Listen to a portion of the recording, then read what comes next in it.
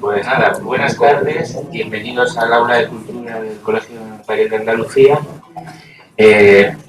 Seguramente yo he visto aquí uno del Atlético de Madrid, pero si no nos entiende, si hay madridistas nos entiende porque competimos en la Champions, ¿no? Pero bueno, en definitiva ha vencido Chesterton al fútbol, porque la presencia es para lo que suele ser un poeta. Para un poeta apabullante. Entonces, pues lo primero, para introducir la sesión de hoy, es una cosa personal mía, es que yo conocí a Chesterton a través de la lectura de Borges, porque del canon de autores de Borges, uno de ellos era Chesterton. Entonces, me acuerdo que leí La esfera de la cruz, me impresionó mucho en el bachiller, ¿no? Y entonces Borges dijo de Chesterton que no había ninguna página suya que no deparase alguna felicidad. Chesterton era un personaje optimista, tendente a la alegría, a diferencia de Borges, que era más bien pesimista, ¿no? Tras su conversión al catolicismo, Chesterton dijo que estaba convencido de que Dios destinó al hombre a una felicidad terrenal completa, cosa que es curiosa porque normalmente se habla de una felicidad en el más allá, pero Chesterton hablaba también de una felicidad en el más acá. Las actitudes de Chesterton en la vida eran, pues lo dijo, de asombro y gratitud. La gratitud porque el que nada espera todo lo recibe como un regalo. El asombro porque era un hombre sencillo que se enfrentaba a la grandeza de la creación con ese asombro. El padre Brown es un personaje por el que mucha gente conocerá a Chesterton por las películas, las series de televisión y demás. Era un sacerdote detective que se caracterizaba por su candor, el candor del padre Brown. Y el candor es ingenuidad y sencillez al acercarse a las personas y a las cosas. Ese candor es el que le permitía descubrir en lo cotidiano lo maravilloso. Él, ante asuntos que parecían sobrenaturales, alcanzaba una solución dentro de lo natural. Entonces, en lo natural veía lo maravilloso. También, como periodista, cultivó la ironía, la paradoja, la alegría, el humor y, digamos, vio en Cristo, seguramente, esa sonrisa de la que no nos hablan los evangelios y, sin embargo, sí nos habla el reciente libro de nuestro invitado de hoy, Gracia de Cristo, que es su sonrisa en los evangelios. Es un libro muy gozoso porque realmente te das cuenta de que muchas de las cosas que decía Jesús en su tiempo las decía riéndose incluso o sonriendo.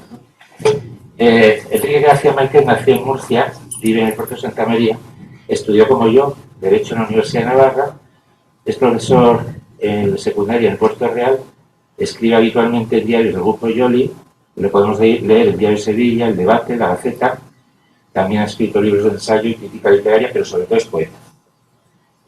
Como poeta se adscribe, o no sé si es cierto o no, pero yo he visto en algunos sitios al Grupo Númenor, habiendo publicado 8 poemarios, entre ellos Casa Propia, publicado por Renacimiento 2004, Con el Tiempo, Renacimiento 2010, Mal que Bien, colección Adonais Real 2019, e Inclinación de mi estrella, Los papeles de sitio, Valencina 2022. En 2022 se ha publicado por La Veleta sus poesías completas bajo el título de Verbigracia.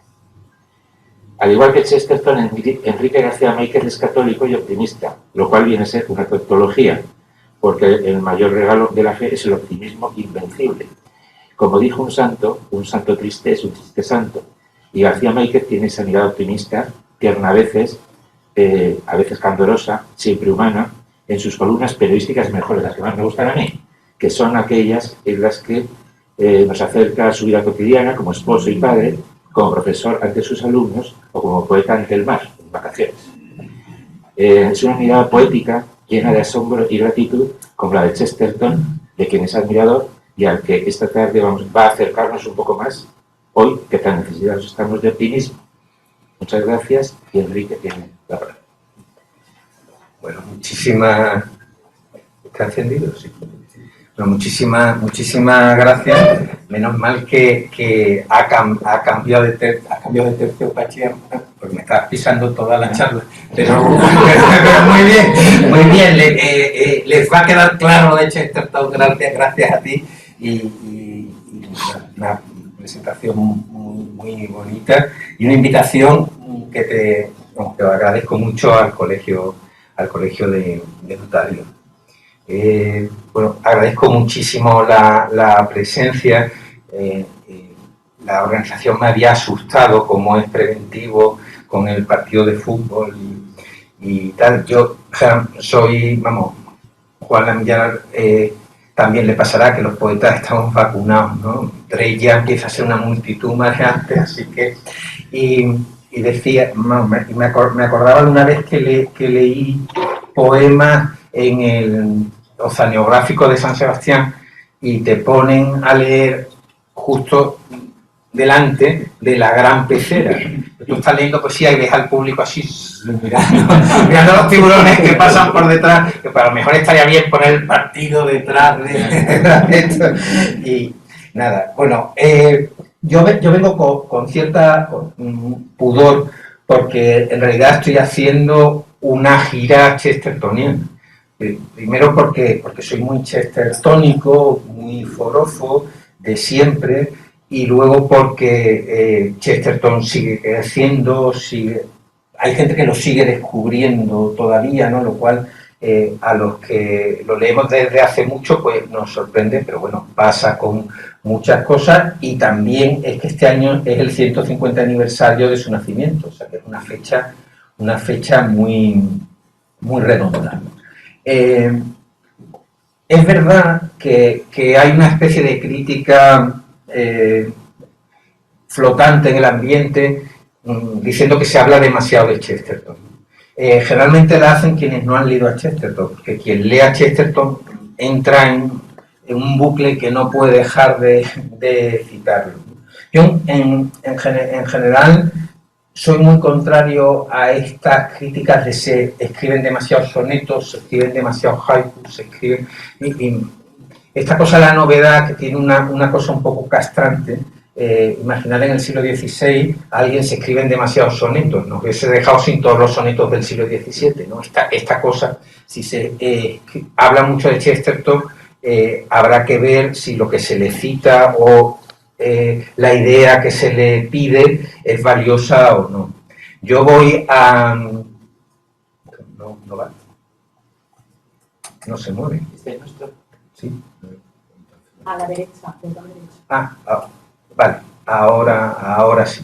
Vale, ya las gracias al colegio están dadas y voy a explicar 10 motivos por los que yo creo que Chesterton está de actualidad, ¿no? Una actualidad creciente.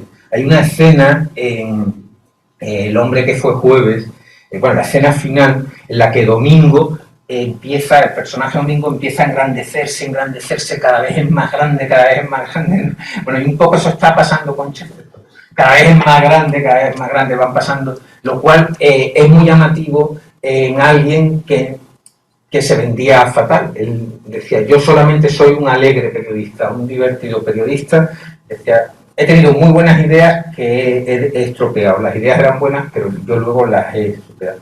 Y sin embargo, pasa el tiempo y cada vez se le considera mayor, cada vez se le cita más. Hay tesis doctorales sobre él, sigue habiendo tesis doctorales, su pensamiento político, que es quizás la parte más discutible, vamos, económico-político, ¿no? El distributismo también despierta un interés creciente entre los jóvenes, etc. Yo creo que Ronald Knox, que es otro converso de esa época, uno de los muchos conversos que se hicieron a la estela de Chesterton, además tiene mérito porque era hijo del arzobispo de Canterbury, ¿no? Es como si un sobrino del Papa se hace anglicano, ¿no? Un escándalo. Ronald Knox, que es muy buen escritor, en el funeral dijo que Chesterton era un profeta y que lo seguiría, lo reconociesen los siglos venideros o no. Yo creo que los siglos venideros lo están reconociendo. ¿Qué 10 cosas de Chesterton lo hacen tan importante, a pesar de eso, de que él se quitaba importancia, de que fue un periodista desordenado, de que cuando da datos históricos se equivoca casi siempre, fechas, vamos, cuando da fechas y citas? Bueno, yo estaba pensando empezar con su obra, pero la editorial Encuentro, para celebrar estos 150 años, me ha pedido el prólogo al libro que van a editar conmemorativamente de Chesterton. Ya podríamos hacer una encuesta: ¿qué libro creen ustedes que va a editar? Y yo, cuando me lo iba contando Manuel Orión, iba diciendo, bueno, a ver qué libro edita. Y el libro que ha editado para conmemorar el 150 aniversario es La vida, que escribió Peirce. O sea, no un libro de Chesterton, sino su vida. Y yo creo que es un acierto, porque Chesterton, me preguntaba el periodista antes, era un autor tan prolífico, el hilo conductor es su vida. Él fue un vividor en el mejor sentido de la palabra. Yo creo que esa lección es muy importante y sobre todo concretada en su mujer, en Frances Bloch, que fue una relación guapísima, a mí me parece guapísima, y bueno, es muy interesante esta relación matrimonial puramente conyugal, porque no fue una especie de noviazgo perfecto, sino que parece, cuando tú lees la vida de Chesterton, parece una especie de carrera de ciclistas en el que uno va más adelantado y otro va más atrasado y luego se pasa. Eso creo que es una gran lección de conyugalidad, ¿no? Esa mezcla de ese amor que no es el amor del noviazgo, ¿no? Yo, cuando me aconsejan, hay que querer a tu mujer como novio, digo, no, como novio ya la quise, ahora hay que quererla de otra manera, que es una manera conyugal, y que en el caso de Chesterton y Frances se ve muy bien, ¿no? Es muy bonito cómo se van solapando sus conversiones. Chesterton, en principio, era ateo, vamos, agnóstico. A Dios le convierte el demonio, que ya es una primera paradoja maravillosa. Se puso a jugar a la Ouija y la Ouija se movía. Y se movía con un espíritu de una gran maldad. Y entonces Chesterton no volvió a tocar una Ouija en su vida, pero se dio cuenta que existían espíritus malos, y eso le llevó a pensar si existen malos, si existen buenos, en fin. Pero no era no creía en la Iglesia. De hecho, en su juventud hay poemas, 2 o 3 poemas muy anticlericales, y cuando conoce a Frances, que es una devota anglicana, se convierte a creer también en una fe institucional, ¿no? Esto. Pero luego él empieza a acercarse al catolicismo y Frances no le gusta nada. De hecho, vamos, hay que entender el drama, el drama conyugal, porque un hermano de Frances se había convertido al catolicismo y se había suicidado al poco tiempo. O sea, hay un prejuicio anticatólico tremendo en ella, y luego era una devota anglicana. Por eso pasa esa cosa tan curiosa de Chesterton, que va convirtiendo a gente antes de convertirse. O sea, y sus amigos decían, no se va a convertir nunca si no se convierte su mujer, porque necesitan que su mujer lo lleve a misa, le haga el examen de conciencia por él, le diga qué pecados tiene y tal, porque era absolutamente caótico. Al final decide convertirse, y su mujer asiste a la conversión llorando en la última fila. Llorando no de emoción, llorando de tristeza. Y a mí me parece precioso, porque no podemos aspirar a ir al unísono, sino ese un poco de fase. A los 4 años se convierte ella, y él tiene un poema precioso. No he contado que cuando muere su hermano, cuando se suicida el hermano de Frances, Frances se pone a hacer espiritismo, que era una cosa muy común en la Inglaterra de principios de siglo, vamos, y el sufrimiento de Chesterton era enorme, ¿no? Pero a mí me interesa porque muchas veces tenemos la idea de este Chesterton benevolente, sonriente. Cuando tú lees su vida estuvo, vamos, llena de durezas, ¿no? Entre ellos, otras no tuvieron hijos y lo sintieron mucho. El caso es que al final se van acomodando, depende. Bueno, hay una cosa que a mí se me había olvidado leyendo la biografía de Peirce, que Chesterton está ya muy grave y Francis pues está cuidándole muchísimo, tal, y en un momento que recupera más o menos la conciencia le pregunta: ¿quién te cuida a ti? ¿Quién te cuida? Para que ella le diga tú, y le dice Chesterton: Dios. Y que para Francis fue un palo tremendo y que luego recapacitó y dijo: este pequeño desfase a mí me parece maravilloso y una gran lección, como amor ondulante, que yo creo que es el que hay que aspirar, un poco este ritmo casi de vals, de 2 pasos para adelante, 2 para atrás. Bueno, eso me parece muy, muy, muy bonito, ¿no? La segunda lección que nos da es la de la alegría, que Pachi ha muy certeramente dicho de las primeras cosas. Kafka, de Chesterton se pueden contar 1000 anécdotas divertidísimas, ¿no? A mí me gusta mucho cuando bromea con su gordura, ¿no? Me encanta lo de soy el más caballeroso de Inglaterra, porque cuando cedo mi asiento en el metro se sientan 2 señoras, ¿no? Eso, o decía del micrófono, no es que esté gordo, es que el micrófono me amplifica, nada, muy, muy, muy gracioso siempre, pero a mí que Kafka dijese, el gran Kafka, ¿no? Chesterton es tan gracioso que se podría pensar que ha encontrado a Dios. O sea, este humor que efectivamente también se ha dicho en la presentación, esta idea de que si uno es católico pues, o tiene fe, pues en realidad tendría que estar contento. Es verdad que luego hay muchos que no, y también porque luego está Blois, ¿no? Enfadadísimo y tal, que también el profeta arisco también es una vertiente. Yo creo que en la Iglesia Católica caben todos, los enfadados, los tal. Pero es cierto que a la hora de hacer publicidad, o Kafka, pues claro, ve a alguien tan contento, y luego cuando tenemos el punto 1 presente de lo mal que lo pasó en su vida, pues todavía nos damos cuenta que esa alegría tiene un trasfondo más sobrenatural, no es que le saliese todo redondo a Chesterton, ¿no? Es muy bonito en la entrevista en la que Kafka dice eso, ¿no? Porque le dice: hombre, pero hay gente que a lo mejor es graciosa sin ser religiosa. Y le dice Kafka: en estos tiempos despojados de Dios es preciso ser gracioso. Aunque una alegría forzada es más triste que una tristeza abiertamente reconocida, ¿no? Pero esta alegría de Chesterton que salta a borbotones, ¿no?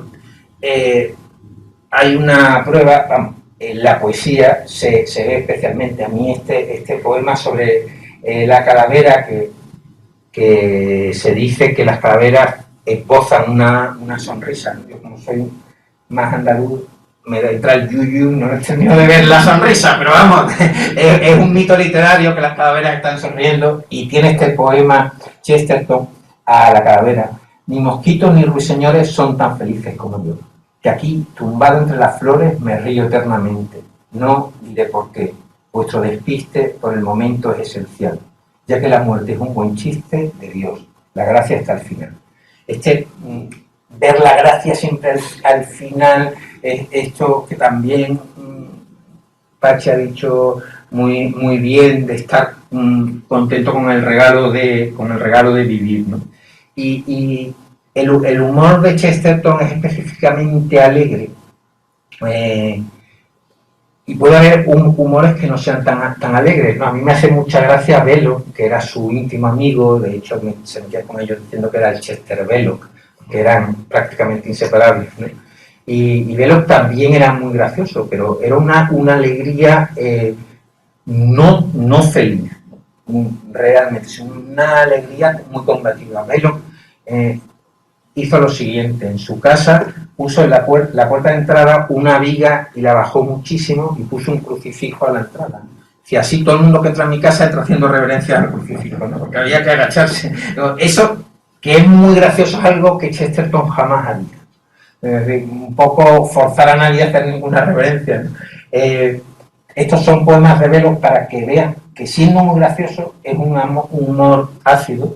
El Tigre, ¿no? Tiene un libro que son poemas de humor para niños malos, ¿no? El tigre, sin embargo, mimoso y juguetón, y a los niños divierte como un gato, según las madres de familia con sentido común que piensan, vale, quizá el tigre es la solución. O sea, la madre lo que quiere es que el tigre se coma a algunos niños. O este tan brutal del dromedario es un alegre animal, no se puede decir igual del talibán. Este sentido del humor, que es un epigrama marcialesco, y Chesterton, sin embargo, tiene un humor, este poema es muy largo, El pez, que no quiero privarme de alguna pregunta, pero bueno, en vez de usar el dromedario para meterse con el talibán, lo que hace es maravillarse de que existan peces tan feos y tan raros que demuestran que Dios tiene sentido del humor, ¿no? A mí me encantan las últimas frases, prácticamente colecciono frases al final de... cuando ya te vas a morir, la última frase que dice, que hay muchas y muy graciosas. Mi favorita es la de Henri de Javier, un aristócrata francés que cuando le iban a llevar a la guillotina, le subían a la guillotina y le ofrecieron un vaso de vino y dijo, no gracias, cuando bebo pierdo la cabeza. Eso me parece magistral por el momento. Pero bueno, la de Chesterton no está nada mal. El asunto está claro ahora, está entre la luz y la sombra. Perdón, el asunto está claro ahora. Entre la luz y la sombra, cada uno debe elegir de qué lado está. El tercer punto me parece especialmente chulo. Alfonso Reyes, que es un grandísimo traductor, yo siempre lo pongo como ejemplo de traductor, porque lo que nosotros conocemos por la importancia de llamarse Ernesto, de Oscar Wilde, está basado en el juego de palabras de que Ernest significa a la vez un nombre propio y significa ser una persona seria, honesta, sincera. Entonces, el juego de palabras es yo no me quiero casar con alguien que no sea Ernest, y todos los chistes se basan en eso. Entonces, el traductor medio español sigue llamando Ernesto al protagonista y tiene que poner a pie de página todo el rato, esto es una broma, esto es una broma. Claro, cuando está claro que Oscar Wilde escogió a Ernesto por el chiste. Va Alfonso Reyes genialmente y titula la obra La importancia de ser severo, y severo con mayúsculas. Y ya todos los chistes entran solos. Eso es lo que es ser un genio. Solucionar un problema porque lo que quería... Bueno, pues... Alfonso Reyes, que es un grandísimo traductor de Chesterton, tradujo Ortodoxia, decía que Chesterton parece que tiene muchas ideas, pero que es un autor de una sola idea. Y a mí eso también me parece una lección para este mundo, ¿no? Que todo el mundo tiene multitud de opiniones, muchísimas veces contradictorias, y la idea de tener un núcleo duro de pensamiento al que tú eres fiel. Y luego de ese núcleo pues salen muchísimas cosas. Ya esa me parece una lección. La cuarta es la idea que le parecía bien a Chesterton, o la idea matriz de Chesterton, que es una idea que a los notarios pues les tiene que gustar, porque es una idea de un profundo realismo. La idea de Chesterton es que, también la has realizado tú, que es mejor existir que no existir, y que el hecho de que las cosas sean es una maravilla, ¿no?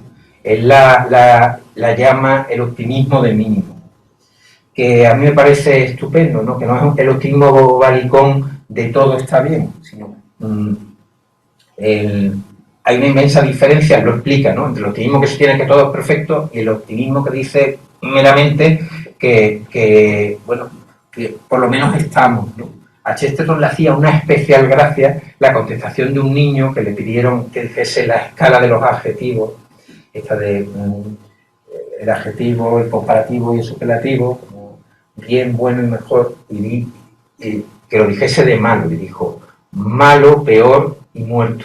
Y decía Chesterton, es maravilloso, porque pésimo todavía no está malo. En realidad, pésimo todavía tiene un pase, ¿no? Esa es la idea de Chesterton. Existen cosas pésimas, pero no está tan malo. No es tan malo. A mí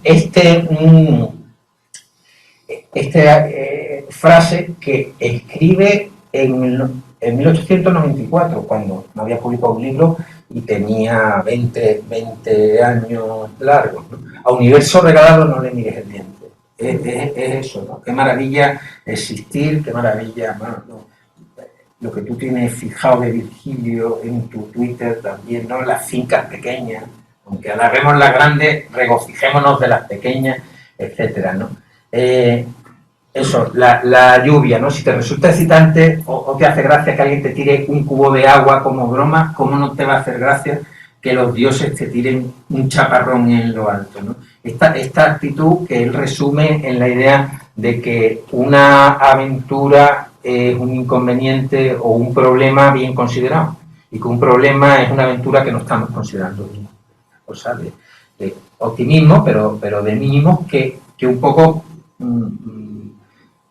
balancea o compensa la idea del optimismo bobalicón. No, si el problema lo tenemos, lo que pasa es que es una aventura luchar contra este problema. Bueno, aquí tenía una cita muy larga para explicar, porque me gusta mucho Laurus de Vodolastin, la novela esta, y un poco una novela rusa de hace 5 o 6 años, o publicada en España hace 2, 3.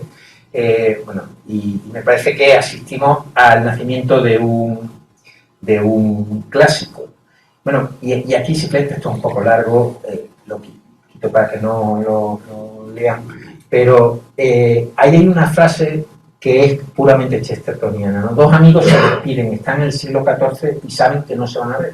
Y uno empieza a llorar, está tristísimo, y el mensaje es: las despedidas son siempre la celebración de habernos conocido, de la felicidad de habernos conocido. Esa es la actitud chestertoniana. La celebración incluso desde la tristeza de la pérdida, porque si estamos tristes celebramos que fue maravilloso. Es verdad que cuando hay alguien que es un desastre estamos encantados de que se vaya. Pero cuando estamos tristes, no está esto que mucha gente dice: he sufrido tanto por la pérdida de mi perro que no voy a tener perro nunca. No, yo entiendo guardarle el luto a un perro y que no te apetezca que alguien ocupe el vacío, pero que la felicidad pasada sea cerrar la puerta a la felicidad futura no es nada chestertoniano. De hecho, él tuvo muchos perros y un burro también tuvo. La quinta cosa por la que Chesterton es un grande que crece es porque es un grandísimo escritor. Y es alguien que está dotadísimo, ¿no? De hecho, es un escritor profundísimamente confesional, todo lo ve desde la óptica católica, todo lo reconoce. Hay muchísimos ateos, paganos, que lo admiran profundamente. Borges, al principio, fue uno de ellos, aunque el ateísmo de Borges pasó su fase y tal, y murió rezando el Padre Nuestro y todo esto, ¿no? Pero es verdad que lo admiraba como un grandísimo escritor. Y una cosa prodigiosa, porque además el humor, como dice nuestro amigo Felipe de Benítez Reyes, es un gran conservante de la literatura, y a Chesterton se le lee con una frescura enorme, ¿no? Hay mil ejemplos de lo buen escritor que era. Él era muy contrario al aburrimiento, lo cual es un buen índice de escribir bien o no. Quien te aburre, y siempre decía que muchas veces los profesores nos empeñamos en sumar manzanas con manzanas y que eso es aburridísimo, que hay que sumar chuletones con chuletones, ¿no? o unicornios con unicornios. Es una manera de darle una vuelta, y a mí por ejemplo, esta frase me encanta, ¿no? Los sibaritas se bañan en vino y los puritanos beben agua, pero nosotros estamos muy alejados de esas dos excepciones fanáticas, ¿no? de una manera muy graciosa de defender el punto medio. Yo estoy seguro que ni un sibarita ni ningún puritano se va a enfadar porque tú le digas eso, ¿no? Ese punto de gracia que hace que nadie se enfade.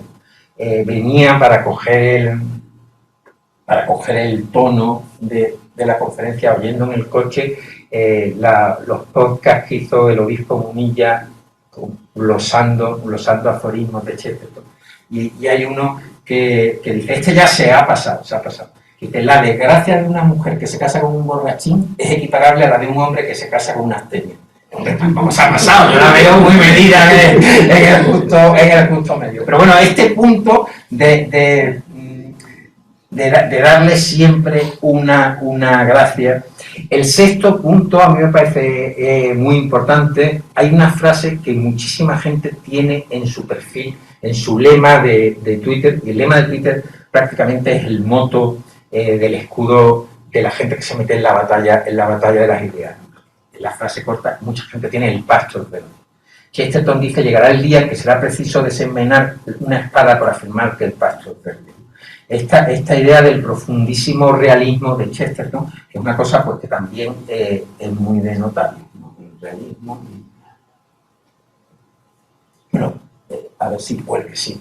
Y a mí esto me parece muy importante porque en el actual dilema de ideas nos puede pasar como a Fabricio del Dongo en La Cartuja de Parma, que él estaba, el personaje de Stendhal era muy admirador de Napoleón y llega a la batalla de Waterloo, pero no se entera de quién es quién, y como cada uno lleva los uniformes, los húsares de no sé qué, de verde, los otros de amarillo, no era como... los ve pasar y está que también en Guerra y Paz Peter le pasa un poco igual. Están en la batalla y no se enteran de quiénes son quiénes, y de hecho a Fabricio le pasa Napoleón y no lo reconoce, ve a un señor, ¿no?, que no reconoce. Entonces, nos puede pasar estar en el mundo actual y no darnos cuenta de cuáles son los dos bandos, porque como cada uno es de su padre y su madre y lleva un uniforme, yo creo que los dos bandos hoy en el mundo actual son los que creen que la realidad existe y los que creen que no existe la realidad. O sea, los que creen que el pasto es verde y los que creen que el pasto es del color que tú lo quieras ver. Y de hecho que a lo mejor no es ni siquiera pasto. Esta diferencia, y en ese sentido la línea pasa por Aristóteles y por Santo Tomás, ¿no? Agustín Lohler decía que eso, el posmodernismo, para entenderlo correctamente, hay que volver al realismo, ¿no? Y si esto les parece exagerado, les invito a que lean La filosofía se ha vuelto loca de Bramstein, que explica las cosas que en realidad defienden los filósofos de referencia del pensamiento posmoderno. Es un libro terrible. Yo escribí una reseña de este libro para Nueva Revista y el editor de Nueva Revista, que es Miguel Arrufat, también un mecenas extraordinario y tal, tiene el tic de que no quiere que se hable mal de nadie, que en su revista no se habla mal de nadie. Yo no pude decir lo repugnante que son algunos filósofos. Dije, un libro que retrata muy bien. Y la revista recibí una carta indignada de un lector, me compró el libro y usted me tenía que haber avisado de esto, se lo regalé a mi madre me lo ha tirado la cara. Es realmente tal, y esta vuelta pues también a Santo Tomás, que las cosas son, que de hecho Santo Tomás también está celebrando un triple aniversario, así que estamos de jolgorio realista. Esta idea, bueno, en Orwell en 1984 está perfectamente predicha, ¿no? El partido anunciaría que 2 más 2 son 5 y todo el mundo tendría que creerlo. No podríamos decir que 2 más 2 son 4. Hay muchas cosas que ahora pasan. Por ejemplo, con los cromosomas tenemos un problema, ¿no? No podemos decir que XX es mujer, X y hombre. Vamos, es literalmente eso, ¿no? Por ahí pasa la línea del conflicto actual. De manera que si Camila Pickley es una feminista muy combativa, pero dice que hay una cosa que son mujeres y una cosa que son hombres, es de los nuestros. porque esa línea pasa, aunque vaya con la casaca de los dragones de esto, ¿no? Bueno, la herejía de las herejías era el sentido común, dice Orwell, ¿no? Y es un poco lo que dice Chesterton. Lo verdadero, lo obvio, lo tonto, lo verdadero tiene que ser defendido. Y es curioso, yo, claro, cuando leí esto, percibí la tensión chestertoniana. Luego en First Thing leí un artículo interesantísimo diciendo que Orwell había aprendido muchísimo de Chesterton. No sé si chume, pero claramente este chiste es un chiste chestertoniano, ¿no? Bueno, esto era un poema que no me da tiempo. Ahora, el punto 7 es el momento en el que los que más cariño me tienen de la sala pegan un respingo diciendo ya se ha equivocado Enrique porque ha puesto la misma diapositiva que antes. En realidad no me he equivocado, es el punto 7 porque ya hemos dicho lo del pacto verde y ahora me interesa decir lo de la espada. Será preciso desenvainar la espada. Chesterton es muy combativo.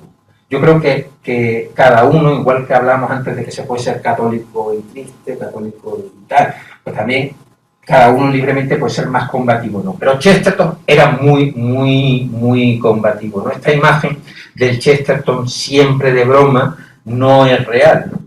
Bueno, esta diapositiva está puesta porque he dicho que era muy buen escritor, pero quiero ir tan rápido que muchas veces no lo hablo, no lo explico. He puesto solamente el ejemplo de los sibaritas. Dice, desenvenenar la espada porque el pasto es verde. Ahí hay una imagen subconsciente de que una hoja de césped es claramente una espada, ¿no? Una espada. Entonces, puede poner 1000 ejemplos, pero pone el que nuestro subconsciente desenvenenar la espada porque estas cosas son las que Borges le admiraba profundísimamente. Chesterton es muy combativo. Hay un libro que nuestro amigo Abel Feu editó y que nadie se atrevía a editarle a Chesterton, que es La superstición del divorcio. Y yo tuve que hacerle el prólogo y yo que soy bastante pisacharco y bastante combativo, temblé al escribir el prólogo, porque es un libro durísimo contra el divorcio, que es una cosa que hoy por hoy incluso los más ultramontanos como yo tenemos socialmente asumido. Y el libro es, y además como le pasa a Chesterton, que cuando entra, como tiene esa potencia, es que él destroza el asunto. Muy tremendo, ¿no? No, quiero decir que está grabando, no quiero que mi padre me llame diciendo que he dicho. Lo tenemos asumido no desde el dogma, que seguimos pensando que el matrimonio es indisoluble, sino desde la vida y la comprensión de las situaciones, ¿no? Sin tocar el dogma. Papá. El caso es que eso, pero lo que quiero decir es que Chesterton es de una dureza grande, ¿no?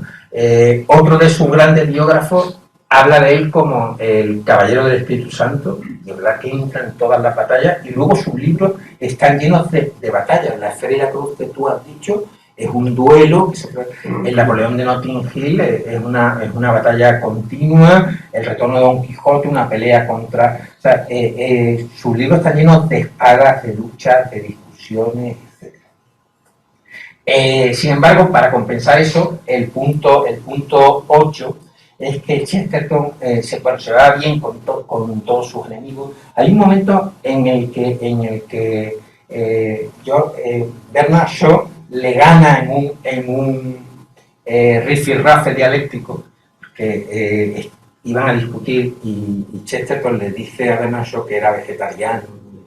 Viéndole a usted, dice Chesterton, viéndole a usted, la gente pensaría que en Inglaterra pasamos hambre. Y le dice Shaw a Chesterton, y viéndolo usted, sabrían por qué. Habrían oído todo. Bueno, Chesterton ahí pues se ríe y tal. Esta cosa de reconocer la verdad en quien la diga, ¿no? Elías de Tejada, al que yo admiro mucho, tiene una frase que no le admiro, que era, es muy fácil saber quién es el enemigo. Si habla bien de Ortega, es el enemigo. Si cita a Ortega, es el enemigo. Porque claro, era un liberal y él era carlista y tradicionalista. Yo creo que eso está muy equivocado. Cuando alguien dice la verdad, incluso aunque sea un liberal, pues hay que reconocerle que dice la verdad. Y si lo dice de una manera genial, pues hay que admirarle por esa verdad que dice, ¿no? Santo Tomás recoge de San Ambrosio esta frase que me parece fundamental. Toda verdad, la diga quien la diga, viene del Espíritu Santo. Y esto lo hace Chesterton. O sea, al enemigo hay que reconocerle cada verdad que dice, porque la línea que decíamos antes pasa por ahí. Esto es muy bonito, Dante en el infierno, que va admirando a la gente, ¿no? Vas por el infierno y dices, pues qué guapa era Paola, qué enamorado está Francesco, qué noble era Ulises, qué buen maestro era Brunetto Latini. O sea, y yo creo que el secreto de la amistad de Chesterton con todo el mundo es que no dejaba de admirar los valores que tenía la gente, si eran valores verdaderos.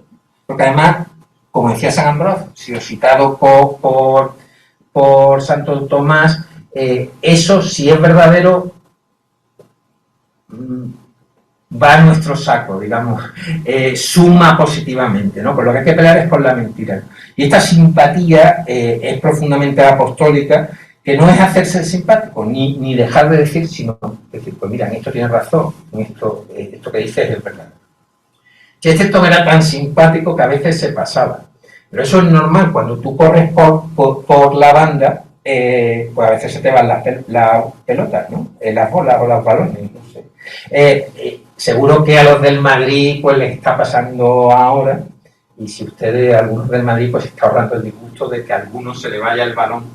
Entonces Chesterton era tan simpático que a veces tiene un afán por valorar, y a mí hay un caso que me hace mucha gracia, que es con los Macbeth, la tragedia de Chesterton, que claro, son malísimos.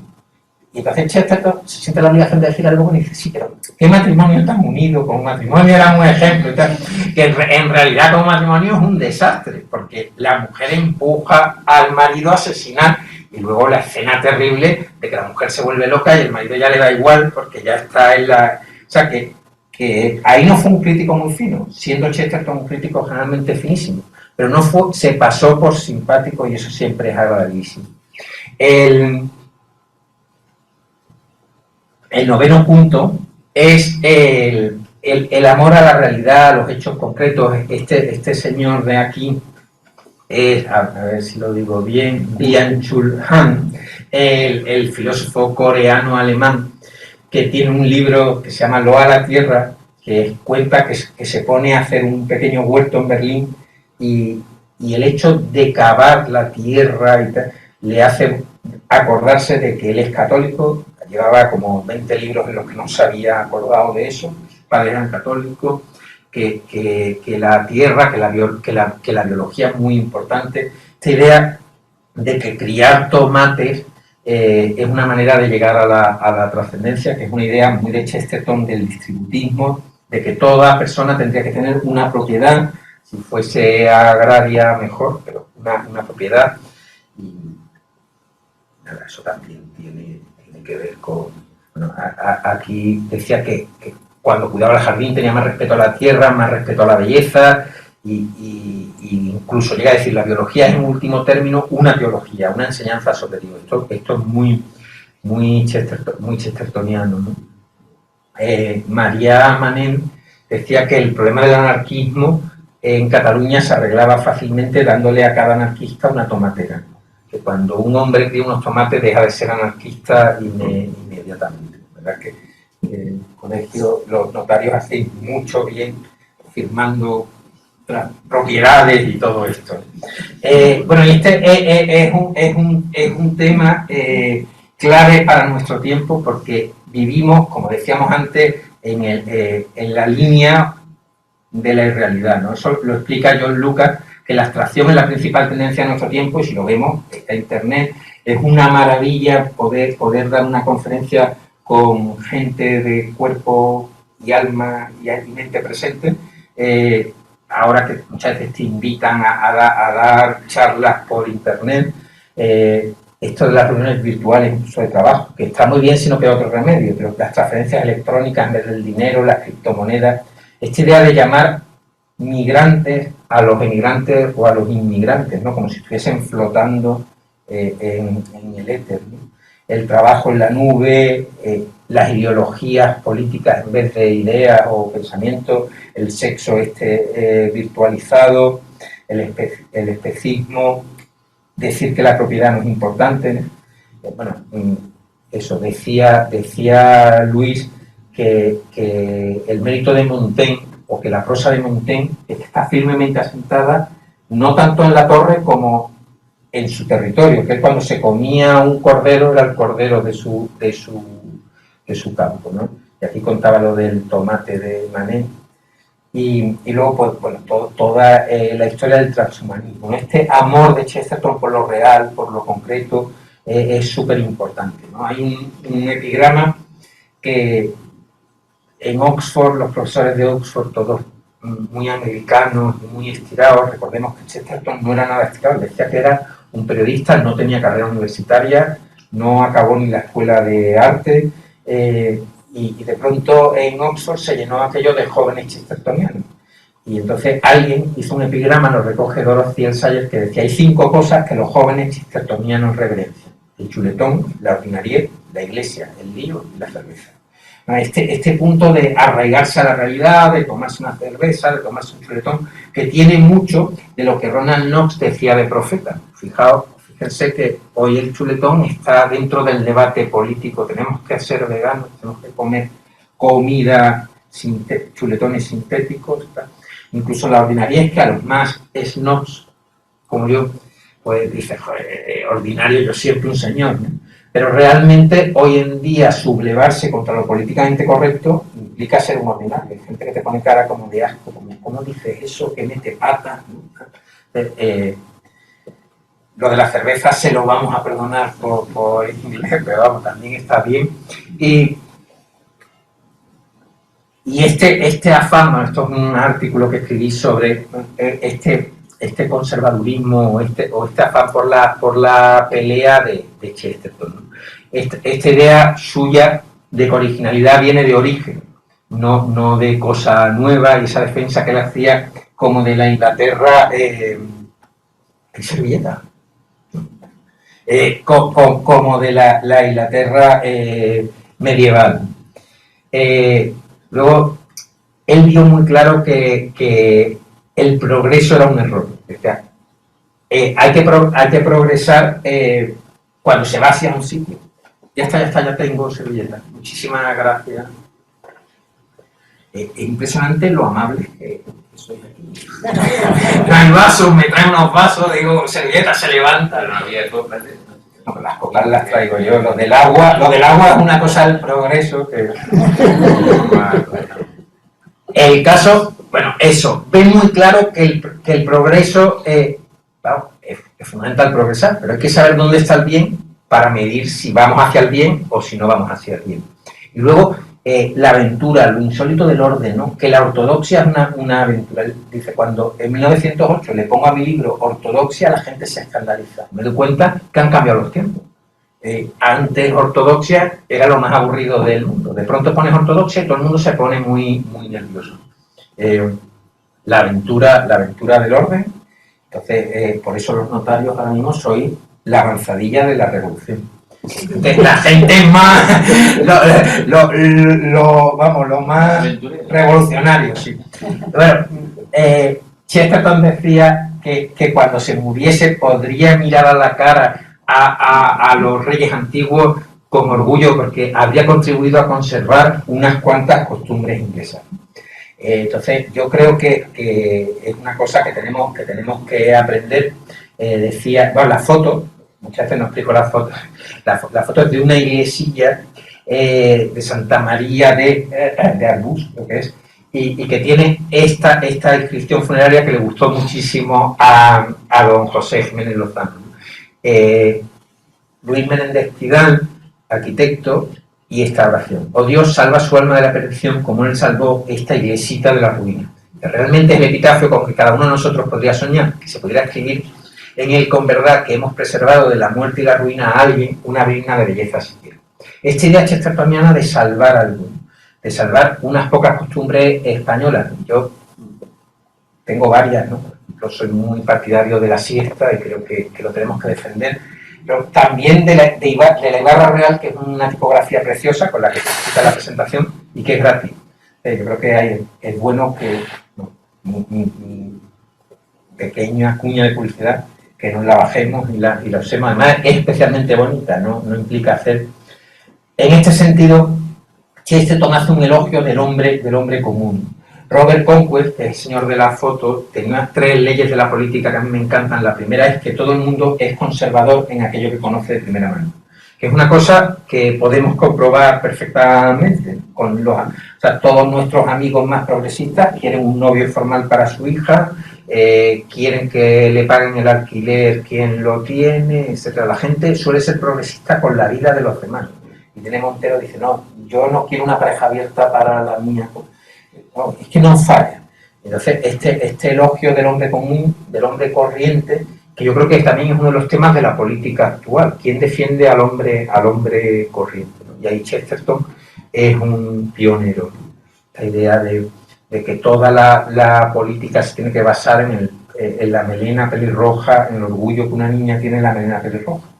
Y que decían los modernos que había que cortarla porque tenía piojos y tal. Porque a la niña no se le corte la melena pelirroja, tiene que haber una reforma social para que todas las familias sean acomodadas, para que la madre pueda atender a la niña, para que haya una reforma social, tiene que haber una buena doctrina. Esta idea del hombre común. Estos son los 10 puntos que yo creo que hacen a que Chesterton tenga una inmensa actualidad y sea de una grandísima necesidad, que sea imprescindible e inagotable. Pero es posible que yo apresuradamente no les haya convencido, aunque estoy muy tranquilo porque la presentación era más convincente. Pero hay una cosa de Chesterton que es que a mí me admira profundísimamente, que es que a Chesterton lo admiraba la gente en aquello que la gente hacía. Me explico. Hay muchos poetas que dicen, Enrique, qué buen columnista eres. Y hay columnistas que dicen, Enrique, qué buen poeta eres. O sea, te admiran en lo que ellos no hacen. Es como los del club de golf, que este es el mejor escritor del club de golf, y los escritores, este es el mejor escritor, el mejor golfista de los escritores. No, elogio cruzado que uno agradece mucho porque es muy amable. Lo de Chesterton es increíble porque le admiran en aquello que ellos hacían y en lo que Chesterton al principio era un amateur. Etienne Gilson, toda la vida estudiando a Santo Tomás. Chesterton escribe una biografía de Santo Tomás que ni siquiera se había leído la bibliografía, lo cuenta, o sea que le pidió a la secretaria de la bibliografía, fue a Londres, compró la bibliografía, o geólogos, y dice, bueno, venga, vamos a seguir escribiendo. Y dicen que es el mejor libro nunca escrito sobre Santo Tomás, el catedrático de esto. Steiner, que es políglota, sueña en 4 idiomas, dice que la mejor traducción del mundo la hace Chesterton de un poema francés, de Feliz, aquel que como Ulises vuelve a su tierra, y tal. Y la hace Chesterton, que hablaba el francés escolar, no hablaba francés real, que había aprendido en el colegio. Bernard Shaw decía que era un grandísimo dramaturgo. Cuando escribió 3 obras, Agatha Christie, que revolucionó, al nombrar al padre Brown, que revolucionó la novela y los cuentos policíacos. Agatha Christie podía decir, no, es un gran periodista, un gran polemista, pero no lo suyo. Eliot, esto sí que es asombroso. Eliot, premio Nobel, decía que era un gran poeta. Y tiene el mérito primero porque entre los poetas nos cuesta más admirarnos. Y luego porque Eliot era un premio Nobel. Y luego encima Chesterton no había entendido la poesía de Eliot. Eliot tiene un poema que dice acabaremos todos en un suspiro, que en realidad es una crítica al mundo moderno, de cómo cada vez somos más aburridos, tenemos menos nervios. Pero Chesterton se enfadó muchísimo y dijo que otros acaben con un suspiro, yo acabaré en una explosión. O sea, no entendió el poema y se metió públicamente con el poema de Eliot. Dijo Chesterton, yo odio a los políticos que oprimen a los pueblos, pero todavía odio más a los poetas que deprimen a los pueblos. Y sin embargo Eliot se lo perdona, ¿no? Que ya es tremendo. Borges, ya citado, que además Borges es muy importante porque en el mundo hispánico le da a Chesterton un marchamo de prestigio muy grande. Josh Mike, que es el que escribió How to be a Brit, que es un libro de humor, un experto en humor, decía que el mejor humorista que había habido era Chesterton. Y Titterton, ella es la pera, decía que el mejor católico, aunque todavía no se ha convertido, es Chesterton. O sea que lo admiraba como católico incluso antes. Este punto de ser admirado por la gente en lo que hacen. Y también, para terminar, es verdad que hay una prueba de fuego de algo que hablábamos al principio, que es que muchas veces dicen, no quiero citar más a Chesterton. Ya es la broma de, va a citar a Chesterton, a ver cuántas veces, pero no hay problema. Uno va en el pensamiento y te salta una idea genial que lo explica todo perfectamente. Nada, creo que... bueno, no he terminado, tenía un redoble de tambor para terminar. Chesterton decía que el peor momento para un ateo era cuando era muy feliz y no tenía quien dar las gracias.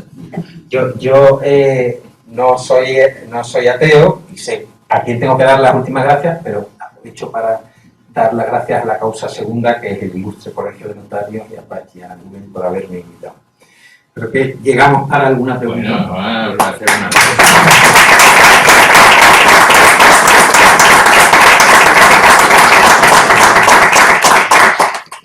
Pues nada, si alguien quiere preguntar algo, no sé, tenemos tiempo. Sí, podemos tener 10 minutos. Sí. Dos fáciles, Enrique. Una, el libro de Joseph Pearce, que por cierto, vaya filón me ha encontrado con los escritores conversos, Sí. lleva no sé cuántos libros sobre escritores conversos. Es recomendable, entiendo que sí, por lo que has dicho. Bueno, muchísimo.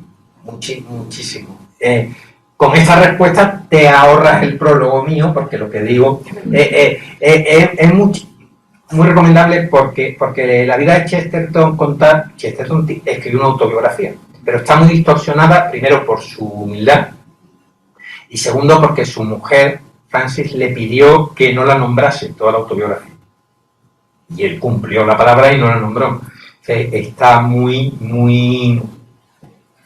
limitado porque la historia matrimonial de ambos es fundamental. Y luego también Pearce, que tu pregunta me ayuda mucho, es verdad que ha encontrado un filón porque todos estos católicos conversos, además de historias muy apasionantes, están muy relacionados entre sí. Y entonces la biografía de Chesterton se ve muy bien la de gente que se convertía por su ejemplo, por su escritura.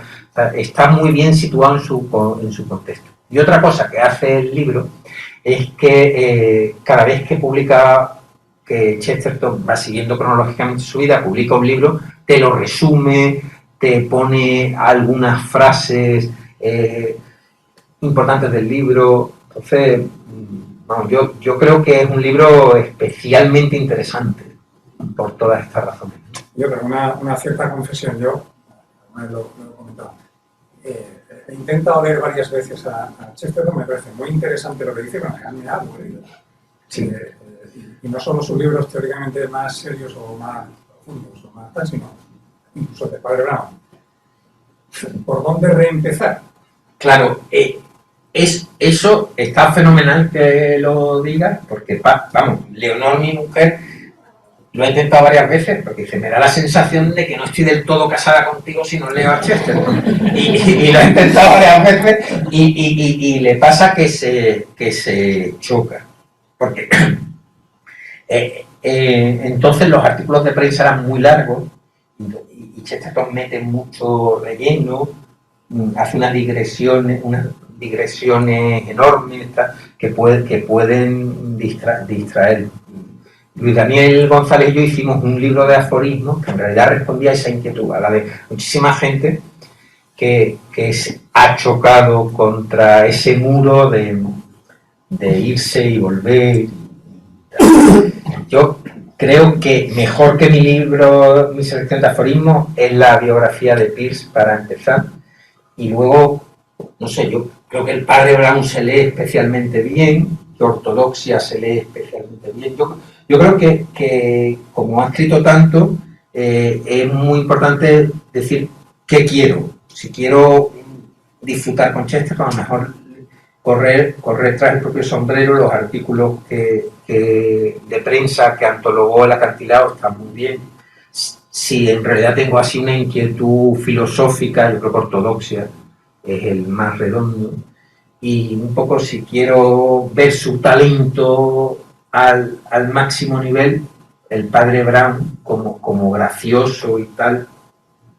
Pero vamos, que está muy bien que haga esa pregunta para avisar a quien no lo haya leído que te puedes encontrar. Alfonso Reyes, del que hemos hablado antes, decía que para un español traducir a Chesterton era muy fácil porque tenía un poco de voluta barroca, de irse, volver. Es casi un prosista barroco.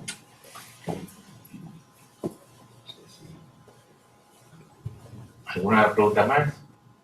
Bueno, yo una pregunta. ¿Tú has escrito alguna poesía sobre Chesterton? Sí, vamos, sale en algún poema mío como personaje invitado. Pero yo creo que Borges sí tiene. Juan es el experto en Borges. Bueno, Borges habla muchísimo de Chesterton y luego el soneto este tan bonito y fundamental que Borges escribe cuando muere su madre, está hecho en remordimiento. He cometido el peor de los pecados que un hombre puede cometer. No he sido feliz. Los glaciares del olvido.